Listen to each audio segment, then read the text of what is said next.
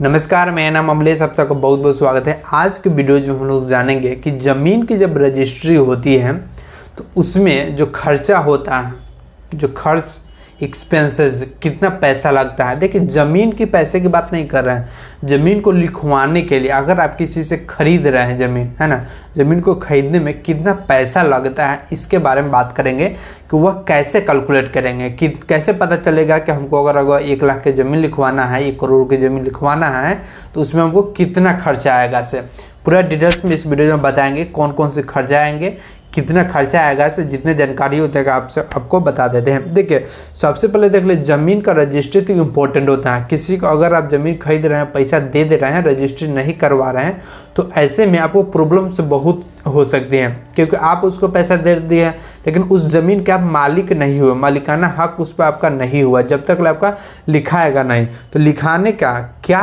क्या महत्व है, इम्पोर्टेंस है, सबसे पहले देख लीजिए। देखिए, कानूनी तौर पे जब आप ज़मीन को लिखवा लीजिएगा तो कानूनी तौर पे आप उसके मालिक बन जाइएगा, है ना।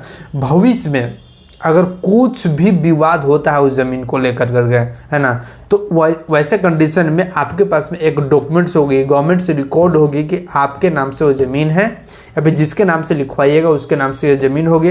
तो वैसे विवादों में फंसने का चांसेस ना के बराबर यहाँ पे रहती है। उसके अलावा अगर आप कोई भी लोन लेना चाहते हैं तो बैंक लोन ले सकते हैं, फिर उस ज़मीन को कहीं गिरवी रख कर कुछ कर सकते हैं। तो ये सब जो है ना प्लस पॉइंट होते हैं, चांसेस यहाँ पे रहती है। संपत्ति का जो, जैसे में आप उस ज़मीन को खरीद लिए, रजिस्ट्री करवा लिए, अपने नाम पे है, तो 5 साल 10 साल के बाद उस ज़मीन का दाम बढ़ेगा ही, तो बढ़ेगा तो उस समय बेच सकते हैं। तो ये भी एक प्लस पॉइंट है। तो ऐसे बहुत सी प्लस पॉइंट है जो कि रजिस्ट्री करवाना इंपॉर्टेंट होती है।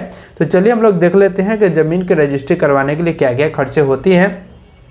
यहाँ पे सबसे पहले देख सकते हैं कि स्टैंप पेपर, ठीक है, स्टैंप ड्यूटी जो खर्चा होता है, स्टैंप ड्यूटी में खर्चा होती है, रजिस्ट्रेशन से फी लगती है ना, सर्च फीस। तो स्टैंप ड्यूटी तो कंपलसरी है, लगता ही है।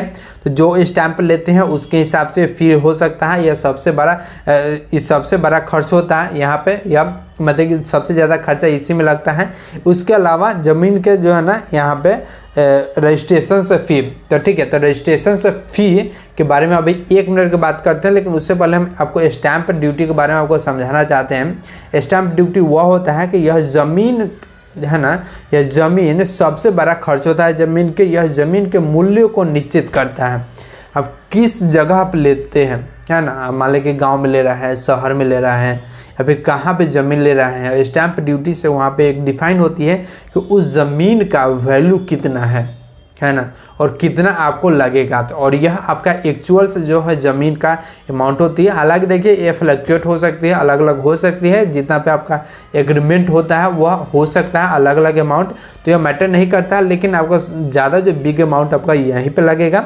उसके बाद में रजिस्ट्रेशन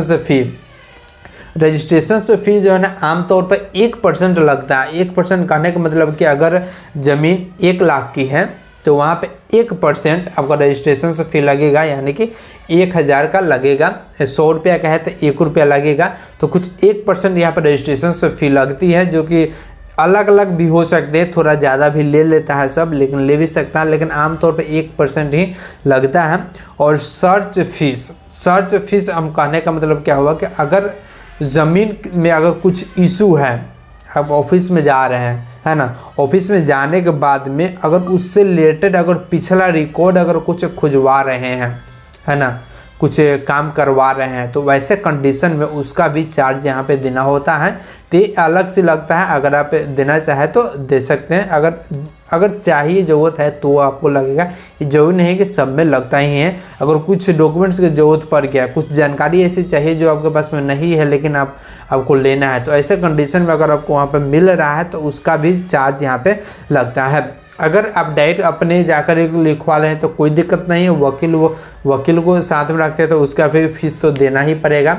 एक और भी एक्सपेंसेस होती है जिसे हम अदर एक्सपेंस में रखेंगे, अदर खर्चा, जैसे कि आने जाने का ट्रैवल हो गया, डॉक्यूमेंट्स का फोटो कॉपी हो गया, लाइक दिस मोर। इस तरह नाश्ता पानी पार्टी सार्टी का खर्चा अलग हम यहाँ पे रखना चाहेंगे।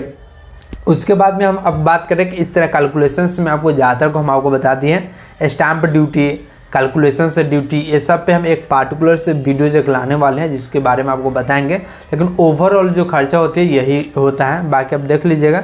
वीडियोज पसंद आए तो लाइक, चैनल को सब्सक्राइब और टेलीग्राम चैनल को ज्वाइन जरूर कीजिएगा।